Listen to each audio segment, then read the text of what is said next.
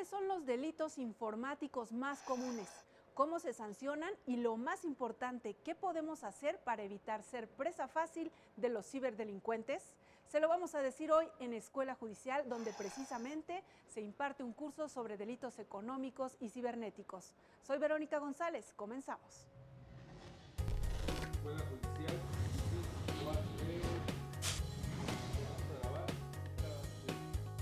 Vamos a la pausa y regresamos, estamos en Escuela Judicial.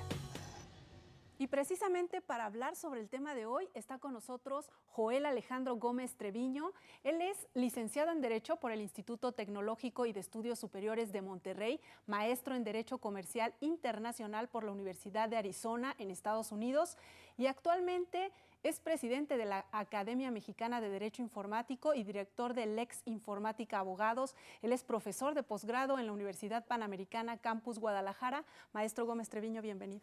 Verónica, muchas gracias. Estoy encantado de estar contigo. Y me faltó agregar maestro de esta Escuela Judicial. Encantadísimo. Pues para hablar sobre estos temas de delitos cibernéticos, seguridad informática, a manera de contexto, ¿qué riesgos enfrenta una persona cuando está en un entorno digital? Bueno, los riesgos, Vero, son muchos. Creo que enfrentamos riesgos de carácter patrimonial.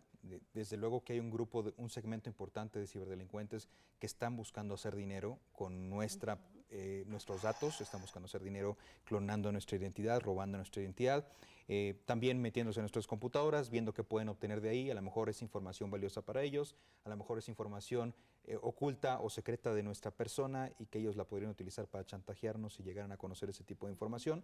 Pero también hay otro segmento de la población que busca dañar a las personas por el simple hecho de querer dañar a la persona.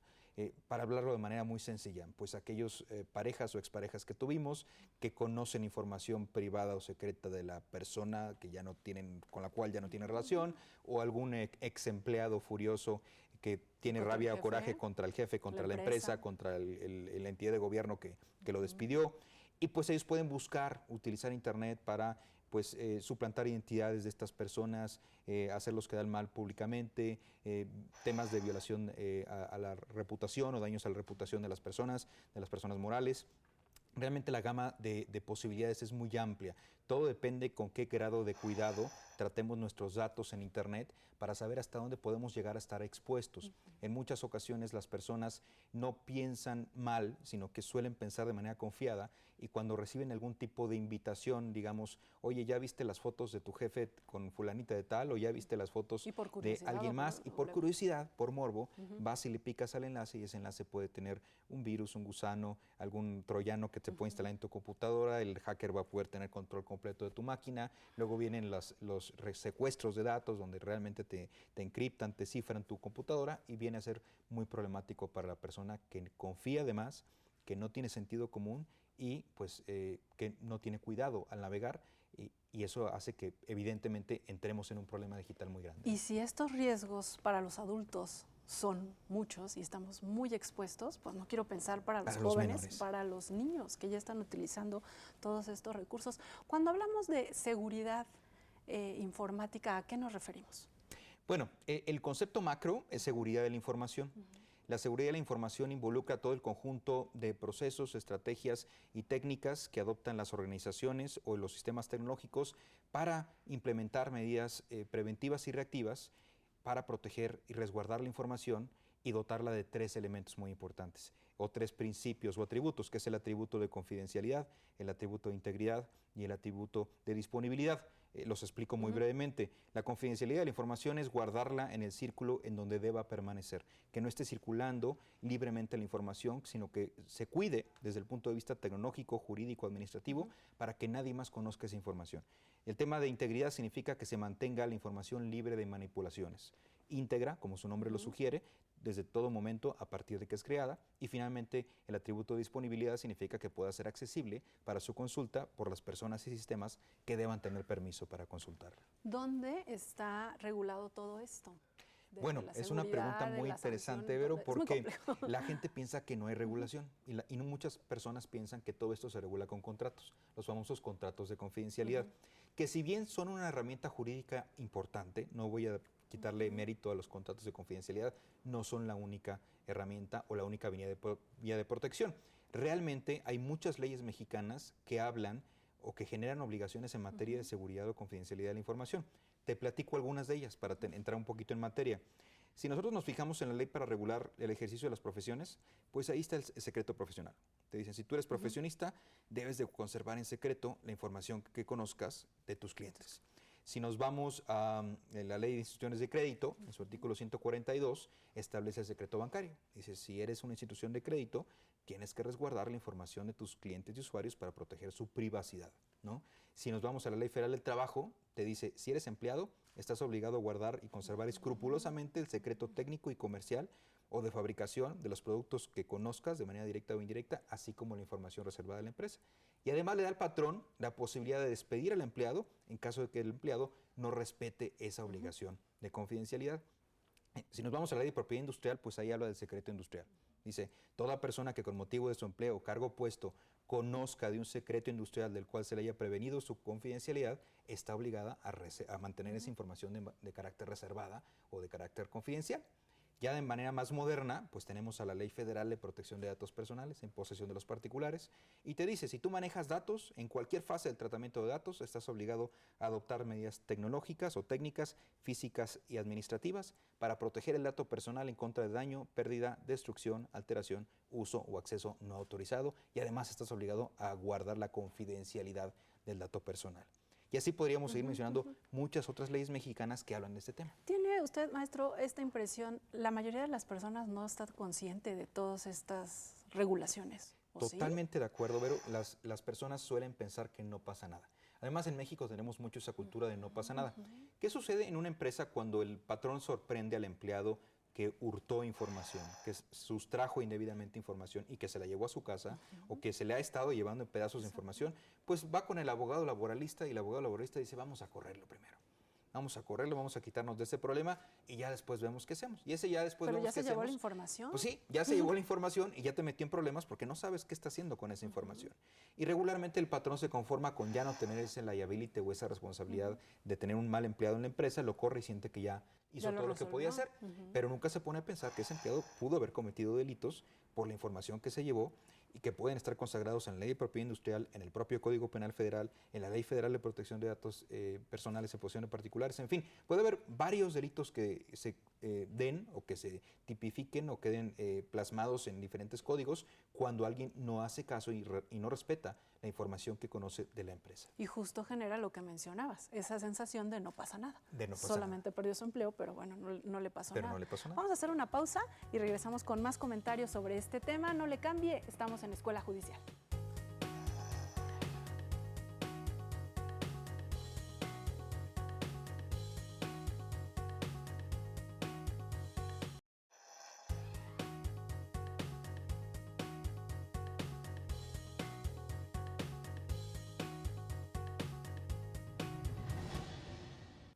Vamos a ver lo más destacado de las actividades académicas de la Escuela Judicial y regresamos con el tema de hoy.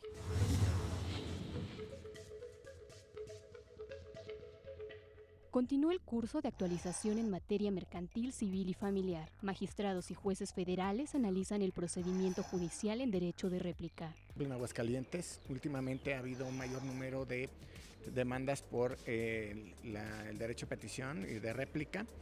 Y son también instancias especiales que tenemos que tener dominio de las mismas, entonces por eso es importante que especialistas en el tema nos den este tipo de cursos.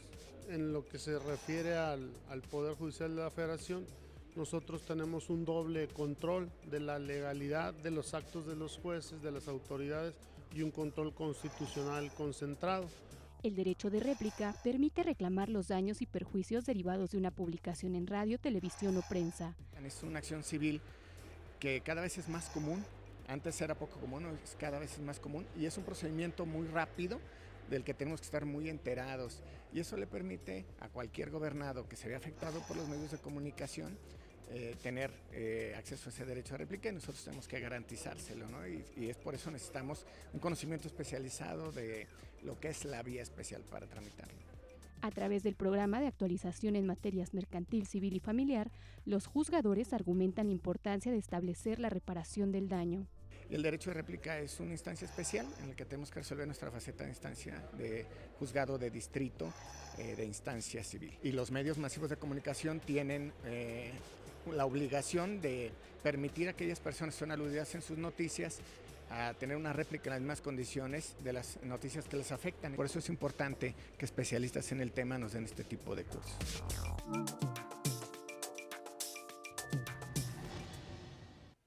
Seguimos conversando sobre el tema de hoy, la seguridad informática y los delitos cibernéticos. Ya nos explicaba un poco el contexto de en qué leyes se regulan en estos actos, pero en específico sobre ciertas conductas, ¿hay leyes específicas o es en general? Bueno, de hecho estábamos platicando una lista de leyes que abarcan estos temas de seguridad de información.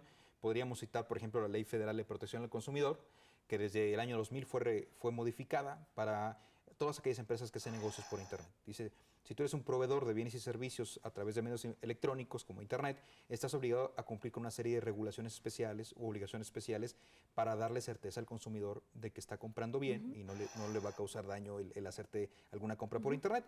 Y dentro de las obligaciones principales, de hecho son las fracciones 1 y 2, establece la de guardar de manera confidencial o conservar de manera confidencial la información del consumidor y adoptar medidas tecnológicas disponibles para dotar de seguridad a la transacción. Entonces ya te está diciendo, si eres proveedor de bienes o servicios por Internet, tienes que guardar la información del consumidor y tienes que cuidarla para que todo sea seguro al momento de que se lleve a cabo la transacción.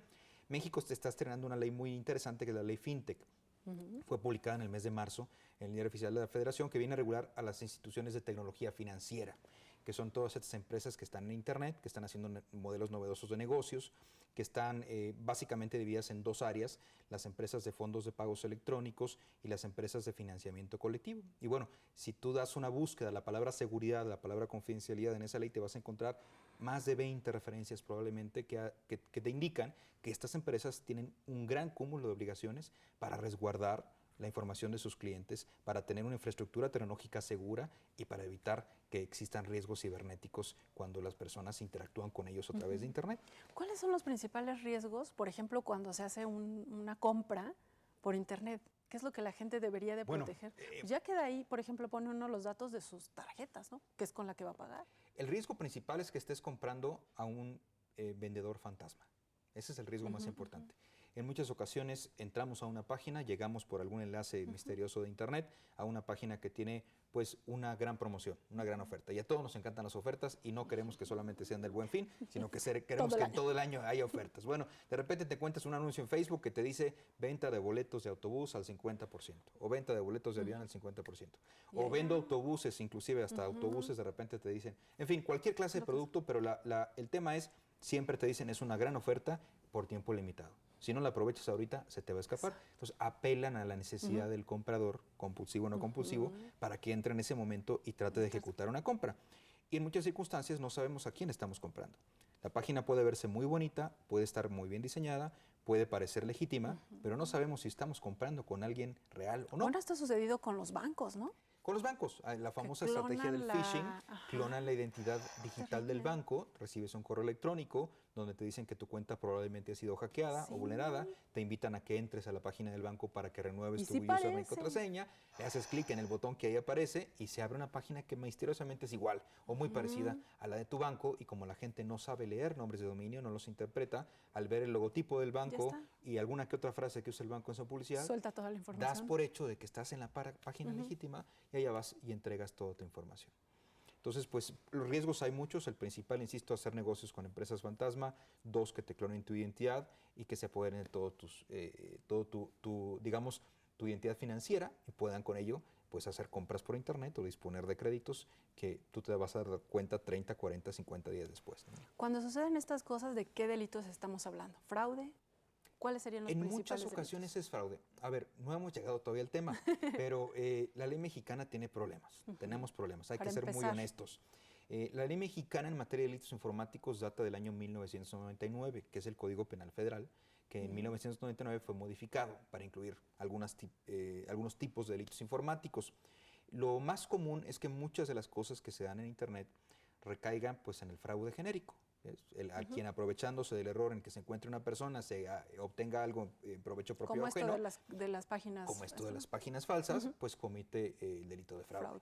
Podrían en ciertas circunstancias inclusive ser robo, dependiendo de cómo se den las cosas, ¿no? Pero en términos generales estamos hablando de muchas actividades que son fraudulentas. Hay alguna maquinación, una manipulación para hacer caer a alguien en el error, hacerle pensar que está haciendo una compra, hacerle pensar que está hablando con la empresa formal u oficial cuando no lo está, y pues se aprovechan de eso para obtener datos financieros, hacer cargos no autorizados, y con ello viene toda una problemática interesante. Pero eso es muy diferente a lo que plasma el Código Penal Federal en materia de delitos informáticos. ¿Qué otras cosas señala el código? Bueno, básicamente el código establece una serie de parámetros o de posibilidades, para ser más precisos. El capítulo se llama del acceso ilícito a equipos y sistemas de informática. Empieza platicando de las computadoras del sector privado. Aunque no lo dice, después entendemos que está hablando de computadoras. Dice, a quien indebidamente o sin autorización acceda a un equipo de informática que esté protegido por un mecanismo de seguridad y provoque pérdida de información, altere o destruya información, será acreedor a tal pena. Y la otra posibilidad es que, igual, a quien sin autorización entre a un equipo o sistema de seguridad, un sistema informático protegido por un mecanismo de seguridad, para conocer o copiar información, será acreedor a tales penas. Y luego nos habla de computadoras protegidas del Estado, computadoras de seguridad pública, computadoras del sistema financiero. Esas son más o menos las 4 divisiones que tiene los artículos 211 bis 1 al 211 bis 7 del Código Penal Federal.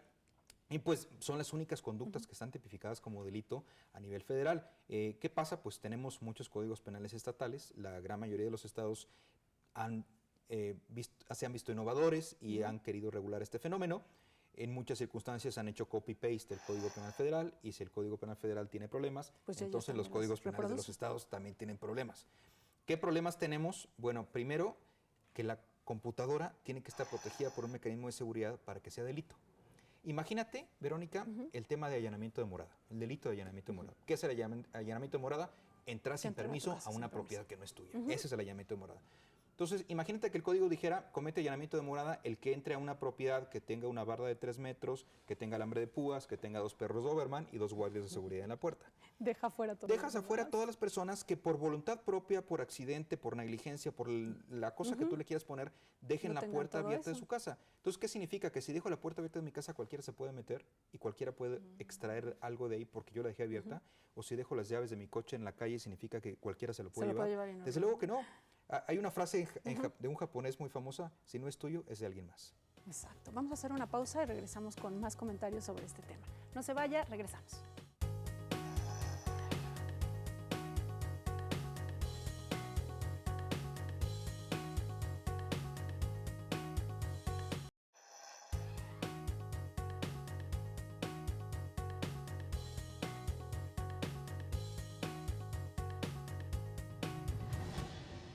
Ya estamos en la parte final del programa hablando sobre seguridad informática, delitos cibernéticos. Nos comentaba, maestro, en el bloque anterior la parte de la legislación. ¿Qué pendientes hay? Bueno, te comentaba el tema de la problemática que implica tener la palabra o la frase protegidos por algún mecanismo de seguridad. Eso es un problema, porque entonces los niños, los jóvenes, los adolescentes, amas de casa, gente que no tiene mucha conciencia clara de que debe proteger su computadora, si les pasa algo, la ley dice no está protegido. No es un delito porque la computadora no está protegida. Además, entraríamos al dilema de entender qué significa mecanismo de seguridad, porque el Código Penal no te lo define. Y en derecho penal es de aplicación estricta, no admite analogías, entonces tenemos que irnos, como dicen los americanos, by the book, ¿no? lo que diga el libro o la ley. Entonces tenemos que empezar a interpretar qué es mecanismo de seguridad, el juez se tiene que llegar de la opinión de peritos, tiene que convencer al juez de que había o no un mecanismo de seguridad, es todo un tema. Y otra parte importante, pues es la ausencia de tipos penales delictivos o informáticos que están muy de moda y que no están en nuestra legislación. ¿Cómo cuáles? El tema de los virus, todo el tema de los virus, gusanos, troyanos, pues muy forzadamente podríamos intentar tal vez meterlo por daño en propiedad ajena, pero pues está el tema de si es un daño inmaterial o de una propiedad inmaterial, cómo lo pruebas, cómo pruebas cuánto valía el archivo en particular que se llevaron, o que te robaron, o que te borraron. Sería todo un tema increíble el tratar de justificar el daño que provoca un virus por la vía de daño patrimonial o en ese sentido. Hay otros temas como el secuestro de información. Ahora está muy de moda que los criminales creen una especie de virus, que se esparcen como virus, funciona como virus, pero su objetivo no es dañar computadoras, sino cifrarlas o encriptarlas. Está mal el término, pero se entiende. Pero sí. ¿A qué se refiere? Bueno, pues obviamente te llega un enlace, te dice visite este enlace, vas a encontrar la información que estás buscando de algo, le haces clic y en ese momento abres tu computadora para que se descargue un archivo malicioso. Ese archivo lo que hace es cifra tu computadora, le pone un candado gigante para que no puedas tener acceso a ella, a ninguno de tus archivos. Y te ponen una pantalla de rescate. Sí. Te dicen, si usted quiere recuperar su información, páguenos $300 en bitcoins a tal dirección. Tiene usted 24 o 48 horas para hacerlo. De no ser así, usted perderá para siempre su información. Entonces, esa conducta no está regulada. No se llevaron información, fíjate, no se llevaron información. Técnicamente no la alteraron, le pusieron un capuchón encima, una protección, candado, pero no está alterada la información sigue estando ahí. Entonces sería muy difícil tratar de meter esa tipo a los actuales tipos que tenemos en el 211 bis 1. Y por ahí podríamos seguir hablando de muchos temas. Pues todo un tema, todos los pendientes que tiene la legislación nacional. Rápidamente, que se nos acaba el tiempo, me gustaría que nos comente algo del ámbito internacional. Sí, mira, a nivel internacional hay un único instrumento que combate los delitos cibernéticos que se llama Convenio de Budapest o Convenio sobre la Cibercriminalidad. Se firma en Europa en el año 2001, en Budapest para ser exactos, y es un convenio que nace en el seno de la Unión Europea. Los países se empezaron a preocupar por estos temas y pues con expertos ellos se ponen de acuerdo y dicen, bueno, vamos a tratar de regular los principales delitos cibernéticos en un único instrumento que sea de observancia obligatoria en toda la Unión Europea y desde luego en aquellos países que se adhieran a este instrumento. Había observadores en la creación de ese instrumento, Canadá, Japón, Estados Unidos, México también fue observador. Sin embargo, pues México cada vez que viene un evento de esta naturaleza dice, ya nos vamos a subir al código, al Convenio de Budapest, pero la verdad es que no pasa de esa intención, o sea, de esa buena intención. La verdad es que es un convenio que ya está viejito, también le hace falta modernizarse, faltan incluir nuevos tipos penales a mi juicio, pero sería muy bueno que pudiéramos al menos tener el nivel que tiene de regulación el Convenio de Budapest en ese sentido, ¿no? Finalmente, maestro, hablando de la capacitación que se imparte aquí en el Instituto de la Judicatura Federal, sabemos que participó precisamente en un curso sobre este tema. Díganos de qué se trató y por qué es importante. Pues mira, acá tengo el tremendo gusto y el honor de haber sido invitado a impartir un curso para magistrados y jueces penales. Casi 50 estuvieron presentes aquí en las instalaciones del instituto hace unos días y me dio mucho gusto la iniciativa del Instituto de la Judicatura Federal y sobre todo el interés que mostraron los casi 50 jueces y magistrados que atendieron esta capacitación, porque no conocen estos temas. Los jueces mexicanos son extraordinarios, conocen muy bien de sus temas, pero tal vez estén, digamos, encasillados en lo clásico, ¿no? Los delitos usuales del fuero común, los delitos del fuero federal, pero cuando entramos al tema de delitos informáticos, pese a que tenemos ya un código penal con muchos años de antigüedad en cuanto a la inclusión de estas figuras penales, la verdad es que no son conocidas por los jueces y aunque sepan que existen, no entienden qué son, cómo se dan, cuáles son los tipos penales específicos que se están contemplando ahí y necesitan mucha ayuda los jueces, los juzgadores para entender cómo funciona la delincuencia informática y sobre todo para tratar de encasillar las acciones criminales digitales que llegan a conocer en los tipos penales que actualmente tenemos. Y también está la otra problemática que tenemos muchos códigos penales estatales, que cada legislatura estatal se ha visto en la necesidad de regular estos fenómenos, a veces con éxito y a veces no con tanto éxito. Entonces, pues tienen un reto muy importante los jueces. Primero, conocer qué es un delito informático, cómo funcionan, cuál es el fenómeno de la ciberdelincuencia a nivel internacional, cuáles son sus alcances, cuáles son los perjuicios que recibe la gente o las empresas, el gobierno, si no atendemos adecuadamente este fenómeno de cibercriminalidad. Y luego el reto está en cómo juzgar a los ciberdelincuentes con el código que actualmente tenemos o los códigos estatales que actualmente tenemos, con las propias deficiencias que tienen. Y por último, pues sería muy importante hacer una labor de petición a nuestros legisladores, ahora que entra una nueva legislatura, pues que se pongan las pilas y que podamos ahora sí reformar nuestro Código Penal Federal y a lo mejor buscar un Código Penal único, unificado, para que podamos tener pues los mismos tipos penales en toda la República Mexicana y que si hacemos algo bien, pues que se repercuta a nivel nacional y que luego no tengamos que estar copiando de estado a estado lo bueno que hagamos en un lugar del país, ¿no? Bien, pues se nos acabó el tiempo. Maestro, le agradecemos mucho que haya estado con nosotros en el programa de hoy. Gracias por la invitación.